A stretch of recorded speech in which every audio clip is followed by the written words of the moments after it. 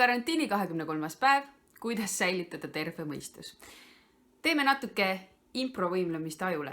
Võid seda kasutada näiteks kohvipausi asemel, mida sa enam sõpradega pidada ei saa, või perega õhtul tegevust otsides. Kõigepealt väga lihtne harjutus. Võtta oma ühe käe nimetissõrm ja osuta millelegi, mis sulle selles toas, kus sa oled, meeldib. Võta teine käsi ja näita, see mulle meeldib.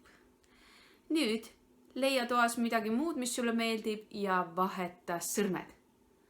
Ja leia veel midagi, mis sulle meeldib, vaheta sõrmed ja tee seda järjest kiiremini. 2 head asja. Esiteks, leiad oma karantiinitoast midagi positiivset. Teiseks, treenid oma aju. Head võimlemist.